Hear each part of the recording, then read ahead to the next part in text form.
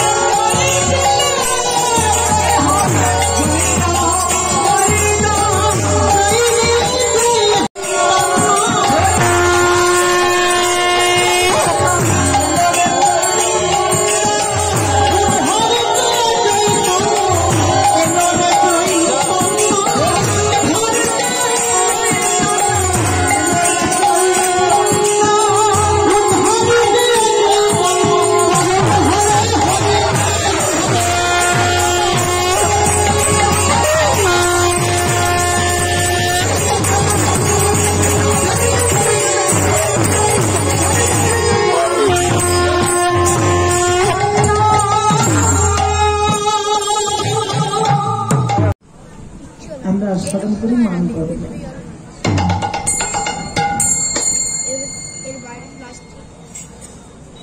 মান কাহাকে বলবো গো? স্বামী স্ত্রীর মান মান হয়, মান ভেঙে যায়।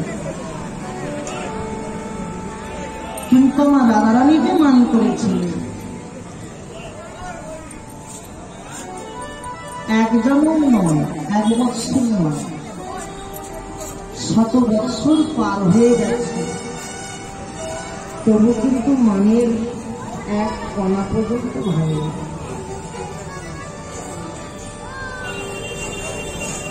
100 বৎসর চলে গেছে, মান যদি করতে হয় প্রকৃত রাধারানীর মতন করে মান করে, কারণ সে নিজে মান করে জগৎকে মান শিখিয়ে দেয়।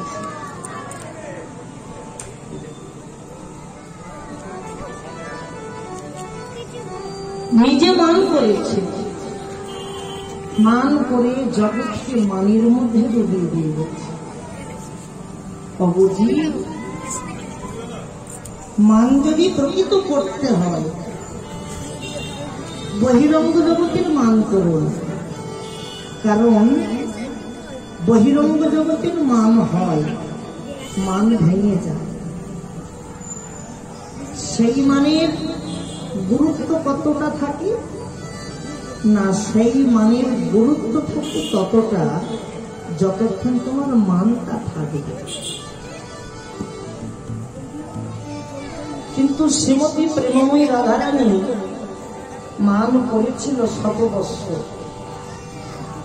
100 বৎসর মান করেও কিন্তু মানের কোনা পর্যন্ত ভাঙেনি। মান কয় প্রকার আমরা জানি? মান হচ্ছে, মান হয়, মান ভেঙে যায়, কিন্তু না, মান হচ্ছে 8 প্রকার। কি কি? প্রথম মান হচ্ছে বাসক শস্য।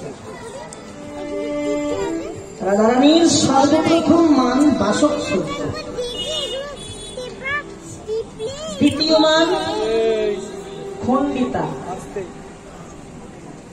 তৃতীয় বৃক্ষলব্ধা, চতুর্থ উৎকণ্ঠিতা, পঞ্চম সাধন ভেত্রিকা, ষষ্ঠ সাধন পেত্রিকা। কটা মান বললাম? ছটা। তাহলে প্রথম মান বাসক সজ্জা, দ্বিতীয় মান খণ্ডিতা, তৃতীয় উৎকণ্ঠিতা, বৃক্ষলব্ধা, সাধন ভেত্রিকা, সাধন পেত্রিকা। চলে গেল কটা? ছটা। আর বাকি থাকে দুটো। এই ছটা মান হয়ে গেল। ছটা মানে কত যুগ কেটে গেল, তবু কিন্তু মানের এক বিন্দু ভাঙিনি। 7 নম্বর মানটা হচ্ছে রাধারানীর অভিসারিতা, মানে অভিসার করে বসেছে। সখীরা এসে বোঝাচ্ছে, কিন্তু রাধারানী কোনো মতেই শুনছে। ওই জন্য বলছেন বৈষ্ণব কবি অভিসারিতা, অভিসার করেছে। আর অষ্টম গন্ধে অষ্টম মান, শতমান পার হয়ে গিয়েও মান ভাঙছে না। অষ্টম মানটা হচ্ছে সর্বকঠিন মান, যার নাম হচ্ছে দুর্জয়। এই দুর্জয় মানে কিন্তু মিলন হয়েছে। আমরা সাধন করি কলাহলতরিত মান, যে মানটা দুর্জয় মান। দুর্জয় আমরা সাধন করবো কলাহলতরিতা মান, মানে 5 নম্বর মান, সন্ধ্যার সময় যে মানটা হয়। আমাদের এদিকে যেমন সচরাচর ভাগ ভাগ করে মান হয় না, কিন্তু যখন মানটার দিকে যখন গানে যায় তখন কিন্তু শুধু একদিন মান হয়। ওদিকে হচ্ছে সবসময় কীর্তন। আমাদের এদিকে যেমন সারাদিন নাম জাগানো হয়, সন্ধ্যা থেকে দল হয়, কিন্তু উত্তরবঙ্গে কি হয়? নাম জাগানো হয় না। উত্তরবঙ্গে সকাল 6টা থেকে কিলায় 4 ঘন্টা করে আসে। একদিন শুধু মান হয়, একদিন যাই শুধু মানে, আর একদিন যাই পূর্ব রাগে। ওদিকে শুধু 24 প্রহর গান হয়। আর 2 দিন চলে গেল, আর 3 দিনের দিন হয় অষ্টকালী। আমরা স্মরণ করি সন্ধ্যার সময় শ্রীমতী রাধারানীর কলাহলতরিতা মান। যে কোনো লীলা আস্বাদন করতে হলে বাবা আগে আস্বাদন করতে হয় গৌরচন্দ্রকে। কেন? কারণ আমরা হচ্ছি গৌর দেশের মানুষ। গৌর দেশের মানুষের গৌরকে কি ভোলা যায়? গৌরকে ভোলা যায়। আখি ছলো ছলো করে আজ মান ভাবে বিভোর হয়েছে। গৌর সুন্দর বিভোর হয়েছে কিসে? মানের ভাবে। মানের ভাবে বিভোর হয়ে ধুলাই গড়াগড়ি দিচ্ছে, আর বদনে রাধা রাধা। মানটা হলো কেন গৌর হরি? যে সর্বেশ্বর ভগবান, তার আবার মান কিসে? গৌর সুন্দর বলছে, ওগোজি তোমাদের এত সুন্দর দেহ দিলাম, বদন দিলাম, কিন্তু তোমরা সবকিছু পেয়ে তোমরা আমায় ভুলে গেলে। কথা তোমরা দিয়েছিলে, কথা দিয়ে কিন্তু কথা রাখতে পারে। কথা রাখতে পেরেছি বাবা? আমরা কেউ কথা রাখতে পারে? মনে একটা প্রশ্ন, মাতৃগর্ভ থেকে যতবার ভগবানকে ডাকি, ভগবান দেখা দেয়, কৃপা দেয়, কৃপা করে। মাতৃগর্ভটা হচ্ছে অন্ধকার, অন্ধকার মায়ার জগৎ, সেখানে রক্ত পুজে ভর্তি। সেই মায়ের গর্ভ থেকে ভগবানকে ডাকছি, ভগবান ছুটে এসে দেখা দিচ্ছে। কিন্তু ধরায় ভূমিষ্ঠ হয়ে এত খরচ করে লাইট মাইক প্যান্ডেল জেনারেটর ফুল দিয়ে ভগবানকে ডাকছে, ভগবান দেখা দিচ্ছে। কেন? কি কারণ? এত খরচ করে ভগবানকে ডাকছি, ভগবান দেখা দিচ্ছে না। কারণটা কি জানো? মাতৃগর্ভ থেকে যে ভগবানকে ডাকছি সেই ডাকাই কোনো ভেজাল ছিল, সেই ডাকাই কোনো ভেজাল ছিল।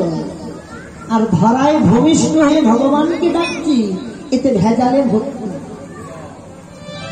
তুমি আগে আমাকে দাও, তারপর আমি তোমাকে দেব,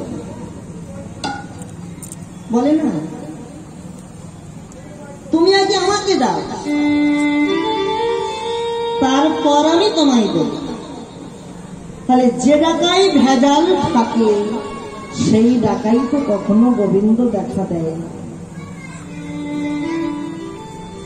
যে ডাকার মধ্যে কোনো প্রেম থাকে না, যে ডাকার মধ্যে কোনো প্রেম প্রবেশ করে না, সেই ডাকাই কিন্তু গোবিন্দের কৃপা হয়।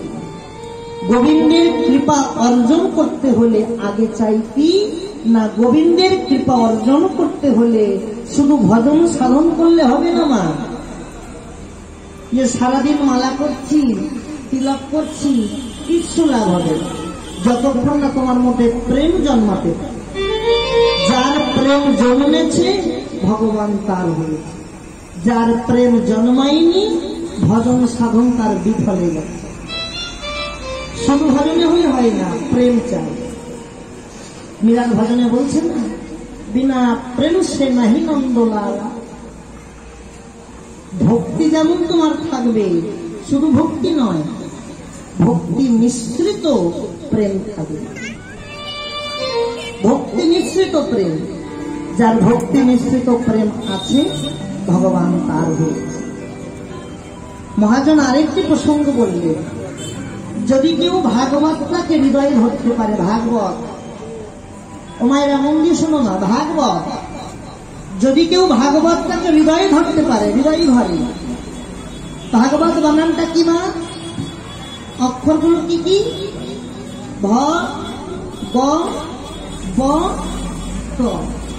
তাহলে দেখুন ভগবানের কৃপা পাওয়ার প্রধান লক্ষণটা দেখুন। ভয় কি?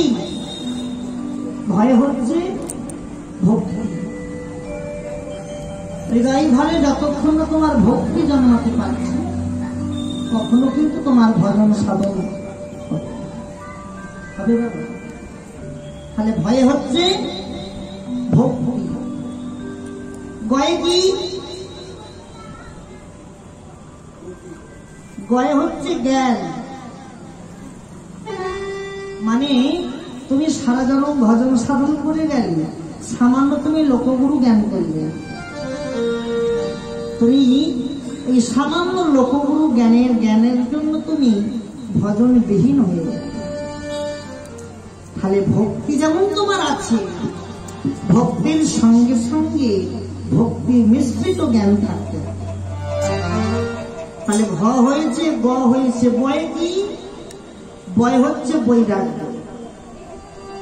বৈরাগ্য কাহাকে বলে?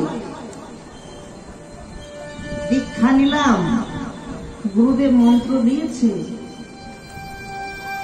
মন্ত্রটাকেই প্রথম তুলা ঘনা করে তারপর মন্ত্রটাকে শিখে তুলে রেখে দিল, আছে না? শিখে তুলে রেখে দিল। যখন কোন অনুষ্ঠানে, পূজায়, বিয়েতে যখন বসবো, যখন ওই পুষ্পাঞ্জলি দেব, ঠাকুর মশাই বলবেন গুরু মন্ত্র হয়েছে? হ্যাঁ বাবা হয়েছে। তা জপ করে না, ওই জপ হয়েছে। এতে কখনো বৈরাগ্য আসে? বৈরাগ্য কখন আসে জানো? তুমি দীক্ষা নেবার সময় তুমি যে বেশ নিয়েছো, সেই বেশে তোমাকে সারাটা জন্ম থাকতে হবে, যতদিন তোমার দেহে প্রাণ থাকে। মানে দীক্ষার সময় গুরুদেবের কাছে ওই বসনটা নিলাম, তারপর দীক্ষা হয়ে গেল, মালাও খুলে ফেললাম, বসনও খুলে ফেললাম, এতে কখনো ভক্তি জন্মায়। তাই ভ হলো, গ হলো, ব হলো, তয় কি? তয় হচ্ছে ত্যাগ। যেই 4টি অক্ষর পালতে পারবে ভগবান তার ঘরে চলে যায়। হৃদয় মোর হরি বল। ও মায়েরা, এত সুন্দর জন্ম পেয়েছি, 84 লক্ষ জন ভ্রমণ করে মানব দেহটা পেলাম, কিন্তু দেহ তো সবাই পেয়েছি, দেহটা সবাই পেলাম, কিন্তু দেহটা আমরা সবাই সংসারের সেবাই দিলাম, সংসার সংসার করে গেলাম, কিন্তু আমাদের আসল কাজ করা হলো না, পথটা পরিষ্কার করা হলো। প্রভাত কালে তোমরা ঝাড়ু দাও না, ঝাড়ু দিয়ে কি দূর করো? ঝাড়ু দিয়ে রাস্তার ময়লা দূর করো, পথটা পরিষ্কার হয়। কিন্তু এমন একটা ঝাড়ু ধরতে হবে, সেই ঝাড়ু দিয়ে তোমার মনের ময়লা দূর করতে হবে। মনের ময়লা, মনের মধ্যে কিছু ময়লা আছে। বহিরঙ্গ জগতের জলে স্নান করলে দেহের বাইরের ময়লা দূর হয়ে যায়, কিন্তু এমন কোন জলে স্নান করতে হবে যে জলে স্নান করলে দেহের ভিতরের ময়লাগুলো চলে যাবে? এই ভিতরের ময়লাগুলোর নাম আছে আবার, কাম, ক্রোধ, লোভ, মোদ, মোহ, মাৎসর্য, এই 6টা ময়লা। কোন জল? বৈষ্ণব কবি লোচন দাস বলছেন, কোন জল জানো? বৈষ্ণবের পদধূলি তাহে মোর সাধকেলি, আর কোন মোর বৈষ্ণবের নাম বিচার করিয়া মনে ভক্তিরস আস্বাদনে মধ্যস্ব ভাগবত। যদি কেউ বৈষ্ণবের চরণে ধুলাই বরাবরি দিতে পারো,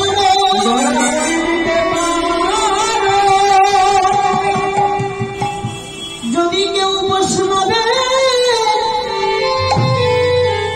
চরণের ধুলাই বরাবরি দিয়ে যদি বলিতে পারো, হা গৌর হরি, এ দেহটা কই আমার নয়, তোমার দেহ ঘুমাই দিয়ে গেলাম,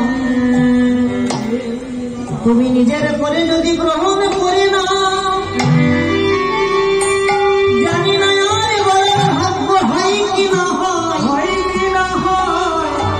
দেহে প্রাণ আছে তোমায় বলে গেলাম, তুমি নিজের করে এই দেহটা তুমি গ্রহণ করো। গৌর হরি, গৌর হরি।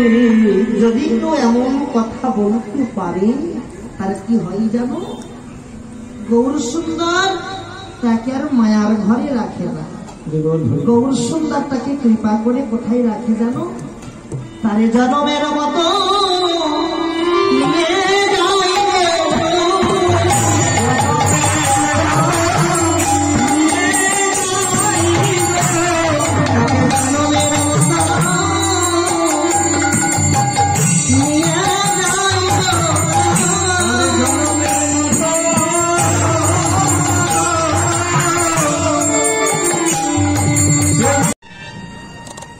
এইভাবে চুরি করছি। আমি একটু ভালোবাসি সাধুর চরণ,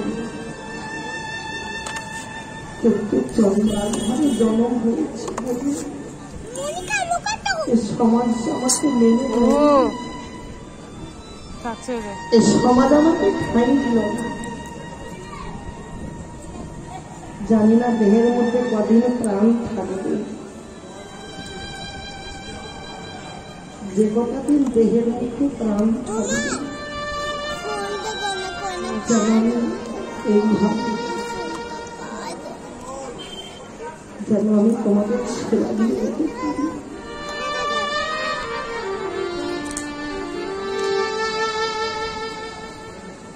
এমন সময় সেই গুরুদেব সবরীর হাতটা ধরেছে। সবরী, তাহলে তুই প্রতিদিন চুরি করিস, তুই চুরি করেছিস। সবরীর সঙ্গে সঙ্গে সেই গুরুদেবী চরণটা ধরে বলছে, গুরুদেব আমি তো চুরি করেছি, আপনি আমাকে কি শাস্তি দেবেন বলুন? আপনি যা শাস্তি দেবেন আমি তো মাথা যা। তোর শাস্তি কি জানিস? তুই ওই নদী থেকে স্নান করে উঠে আয়, আমি তোর কর্মের ভিক্ষা দেব।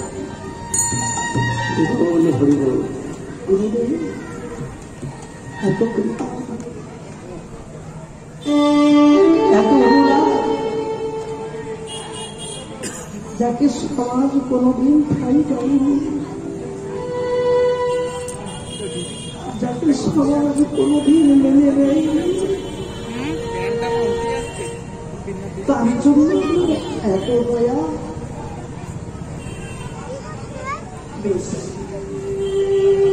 সাগরী স্নান করে উঠে এসেছে, আর গুরুদেব কর্মে ভিক্ষা দান করেছে। আর বললেন, মারি এই মা, আজ থেকে তুই আমার মা। গুরুদেব আপনি আমাকে মা বলছেন, আমার কি মা হবার যোগ্যতা নেই? কারণ আমি চন্ডাল ভাবে জন্মেছি। শোনো না, তোকে একটা কথা বল।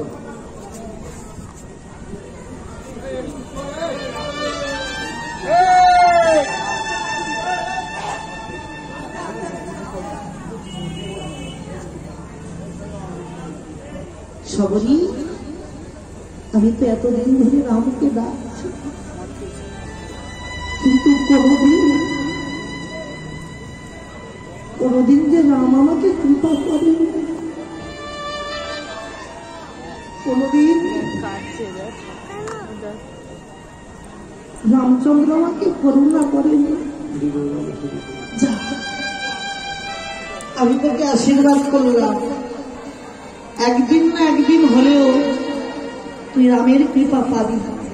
যেদিন তুই রামের কৃপা পাবি, সেই দিন যে আমার কৃপা হয়ে যাবে। কারণ চৈতন্য ভাগবতে বৃন্দাবন দাস ঠাকুর কলম দিয়ে বলছেন, দীক্ষাকালে শিষ্য যদি করে নম সমর্পণ, সেই কালে গুরু করে না নমস্কার। সবরই ছুটতে ছুটতে চলে গেলেন সেই গভীর বনের মধ্যে কটা তাল পাতা দিয়ে একটা কুঠির করে প্রতিদিনের মতো রামকে ডাক। দেখো মা ভক্ত কেমন, দেখো বন থেকে ফল পেরে আনে, প্রতিদিনের জন্য ফল পায়, প্রতিদিন ফলগুলি কামড় দিয়ে দিয়ে দেখে যে কোন ফলটা মিষ্টি, কোন ফলটা তিতো, কোনটা টক। যে ফলটা মিষ্টি সেই ফলটা আমি আমার রামের জন্য। প্রভু রামচন্দ্র দেখছে কি সাগরী তো আর মনে হয় বেশিক্ষণ থাকবে, কেন না ডাকতে ডাকতে কাঁদতে কাঁদতে না নয়ন দুটো অন্ধ হয়ে ঝরে পড়েছে। এবার যেন মনে হয় সাগরীর দেহ থেকে প্রাণপাখিটা বিদায় নেয়। রামচন্দ্র বলে ভাবলেন যে এবার আমাকে যেতে হবে সাগরীর কাছে। ছুটতে ছুটতে সে সাগরীকে ডাকছে, সাগরী সাগরী। সাগরী বলছে, কে ডাকলো আমাকে? আমি তো অনেকদিন ছুটে গেল, আমি তো অনেকদিন চলে এসেছি, কিন্তু কেউ তো এমন শুয়ে আমাকে ডাকেনি। কেউ তুমি? আমি তো চোখে দেখতে পাই না, তুমি ডাকছ আমায়। সে কি সাগরী, তুমি আমায় চিনতে পারলে না? যার জন্য তুমি অন্ধ হয়ে গেলে ডেকে ডেকে কেঁদে কেঁদে, আমি যে আর কেউ নয়, আমি সেই রতনধারী রাম এসেছি তোমার কাছে। সাগরী তখন বলছে, প্রভু তুমি সেই তুমি আসলে, কিন্তু তুমি এত দেরি করে আসলে কেন গো? তুমি সেই আসলে, আমার এই দেহের যৌবন থাকতে থাকতে তুমি আসতে পারবে। আমি একটু তোমাকে সেবা দিই।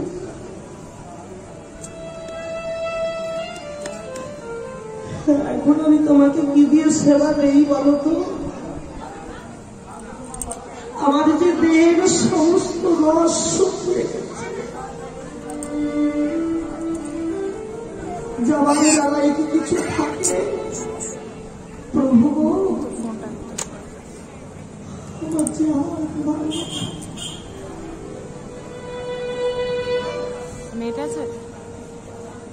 আর যে কিছু প্রভু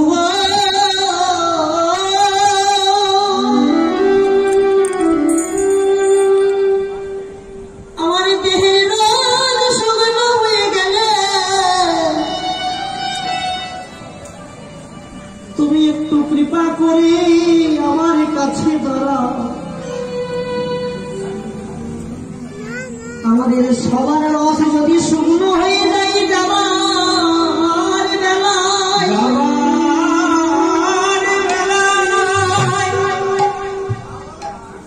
কি বলো, যাবার বেলায় প্রত্যেকটা জীবের কিন্তু দেহের রস শুকিয়ে যায়, তাই না? এখন আমার যে কোনো উপায় নাই, তুমি বহু ভাগ্য করে আমার আঙিনায় চরণে দিলে বাতে, আমি কি দিয়ে তোমার চরণে ধোয়াইব? সর্বপ্রভু, দেহের রস শুকনো হয়ে যেতে পারে, কিন্তু তুমি শোনো শোনো, এখনো আমার নয়ন শুকনো হয়নি।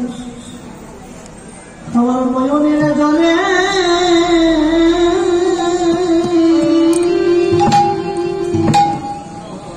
আমি চরণ ধোয়াইব।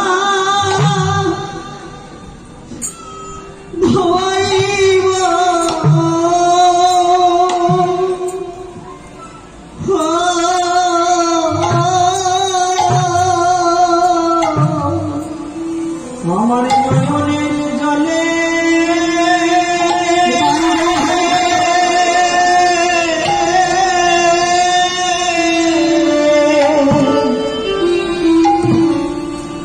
নয়নের জলে চরণ ধোয়াই,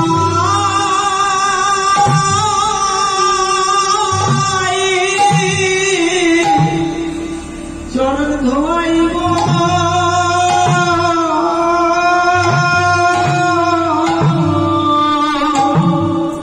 আমার নয়নে জলে চরণ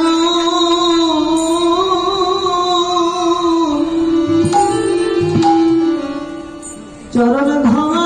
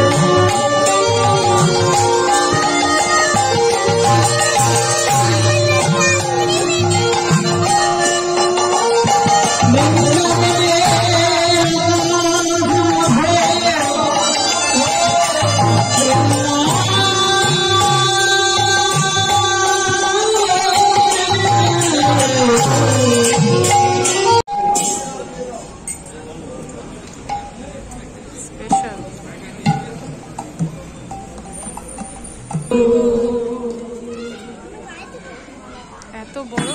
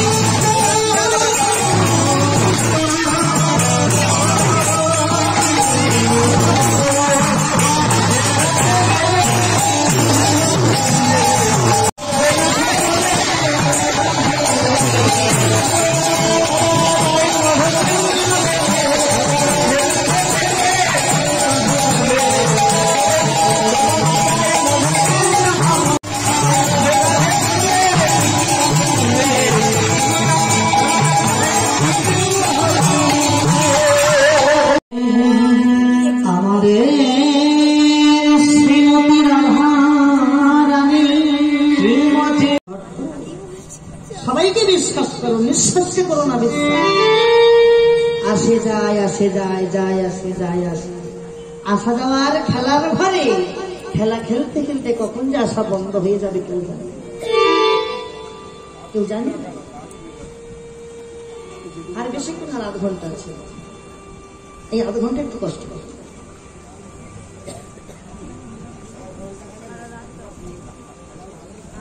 ভগবান বলছে চন্দ্রা,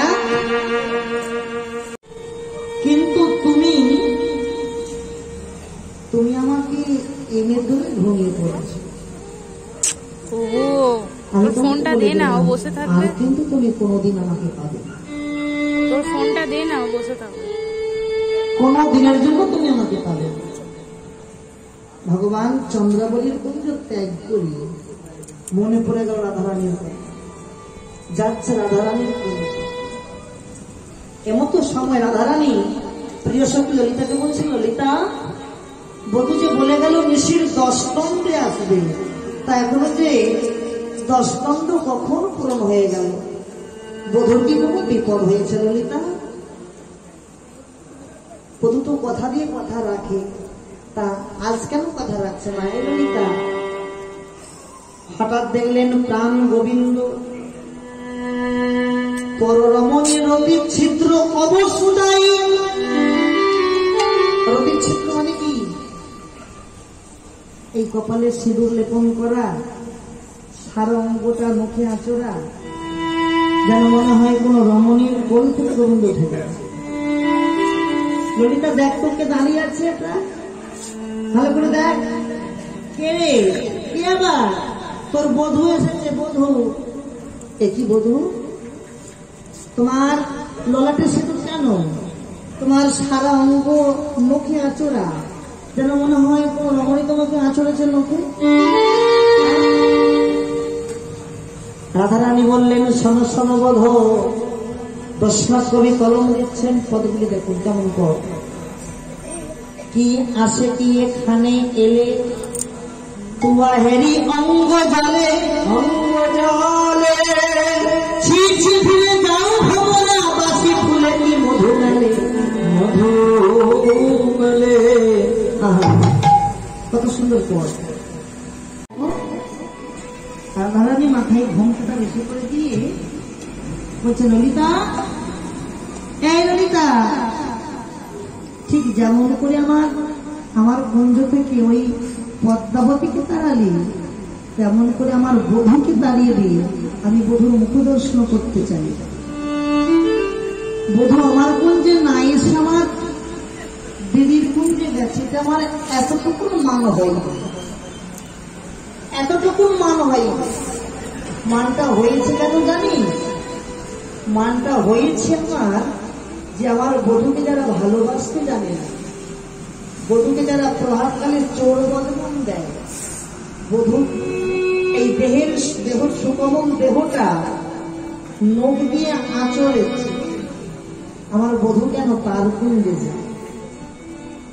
এই হচ্ছে মানের সংজ্ঞা। এখান থেকে মান জন্মেছে। আমি তোমার প্রদর্শন করতে চাই না, যাও তুমি দূর হয়ে যাও, এই মান করে বসে। এমতো সময় রাধারানী এমতো সময় রাধারানী মান করে বসেছে। গোবিন্দ কত চরণ ধরছে, কত কাঁদছে, কত সারছে, তবু কিন্তু মান করছে। গোবিন্দ মনে করিয়ে দিল সেই পূর্বের কথা। রায়, তুমি আমাকে তাড়িয়ে দিচ্ছ, আমি তো তোমাকে সবসময় বড় করে দিলাম। এমনকি সেদিন আমার ভক্ত জয়দেব যা লিখতে পারল না, জয়দেব লিখেছিল কি? সরগরল খণ্ডনম মম শিরস্বী খণ্ডন। আর লিখতে পারছে না কেন? একই করে হয়, একই করে হয়। জয়দেব মনে মনে ভাবছে, একটা নারীর চরণ থাকবে কি আমার গোবিন্দের মাথায়? না, আমি লিখবো না। জয়দেব গ্রন্থটা বন্ধ করে চললেন স্নান করতে। আর এদিকে পদ্মাবতী কি করেছে? বসে আছে। আর আমার ভগবান জয়দেবের রূপ ধারণ করে এসে বলছে, পদ্মা, ও পদ্মা, আমি এসেছি পদ্মা, দরজা খোলো। কি স্বামী, তুমি এই তো গেলে? আরে স্নান হয়নি, কারণ আমার গ্রন্থ শ্লোকটা মনে পড়ে গেছে, তুমি গ্রন্থটা নেবা। যেখানে ভক্ত লিখে গেছে জয়দেব সরগরল খণ্ডন মম শিরস্বী বন্দনম।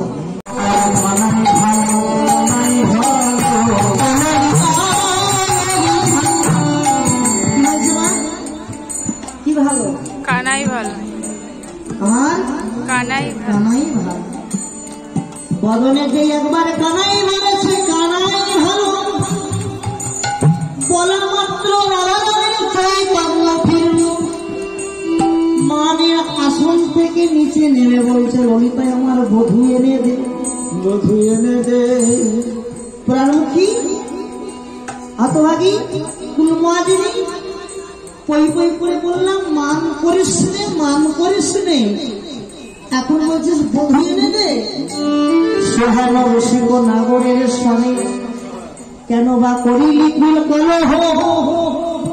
আরে না বলিলি কাঁদিয়া কাঁদিলি রাখিলি মানের বিরহ, বিরহ।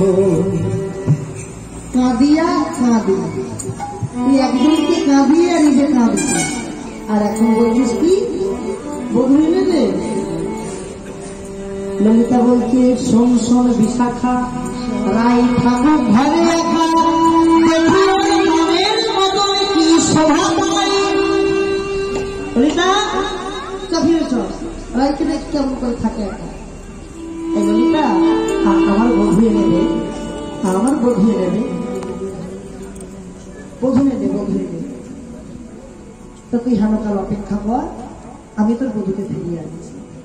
এমতো সময় আমার রাধারানী বসে রয়েছে। প্রাণ গোবিন্দ কি করেছে?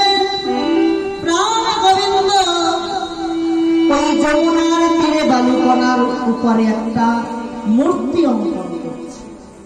কার মূর্তি? প্রেমময়ী রাধারানীর মূর্তি। মূর্তিটা অঙ্কন করছে। প্রথমে আঁকিলেন কোটি, তারপর আঁকিলেন ধতি, কত করি দেখি, তারপর আঁকিলেন বদন, আঁকিলেন বদনের পর, তারপর আঁকিলেন মস্তক, মস্তকের পর চরণ, চরণের পর আঁকিলেন দেহের এই বদন। বদন দেখে মনে মনে ভাবে যে মনে হয় এই আমার সেই রাধারানীর চরণ। বাবা, এমন সময় ললিতা সখী যাচ্ছে। এই যে ও বধূ, ও বধূ, আর কেন না, আর কেন না, শোনো, তোমাকে আমাদের রাই যেতে বলেছে। তা আমরা তো জানি তো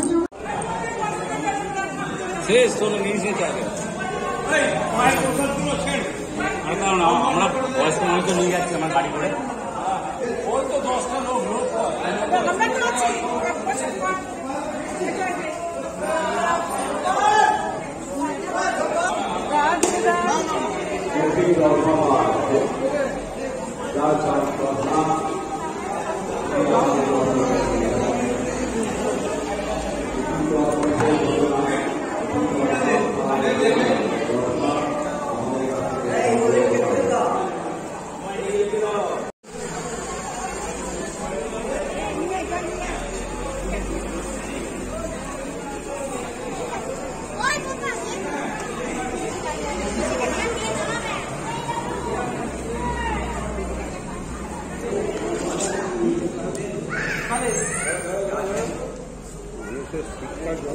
এই গায়েব